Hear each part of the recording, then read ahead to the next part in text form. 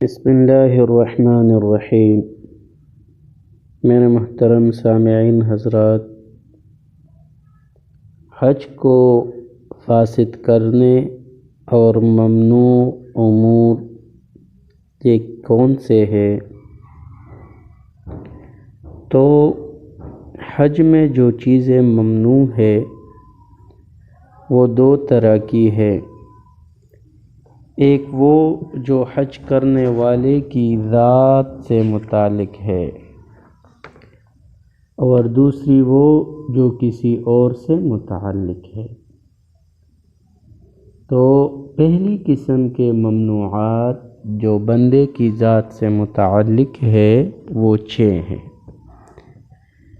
جماع کرنا، سر منڈوانا یا بال کاٹنا، ناخن تراشنا، خوشبو لگانا، سر اور چہرے کو چھپانا، اور سلے ہوئے کپڑے استعمال کرنا۔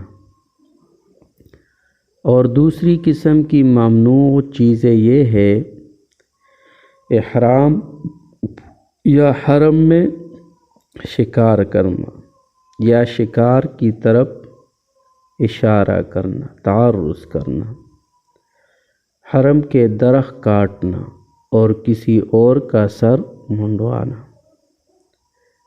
اور حج کے جو مکروہات ہے ان میں سے والدین یا دادا دادی، نانا نانی اس کی خدمت کے محتاج ہو تو ان کی اجازت کے بغیر حج کا سفر کرنا مکروہ ہے۔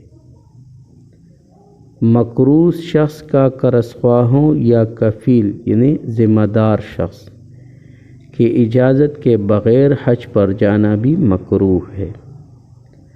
دوران حج ہر وہ فعل چھوڑنا مکروہ تحریمی ہے جس کا شمار واجبات میں ہوتا ہے، اور ہر وہ فعل چھوڑنا مکروہ تنزیہی ہے جو سنن میں شمار ہوتا ہے۔ تو یہ حج کے مکروہات ہیں۔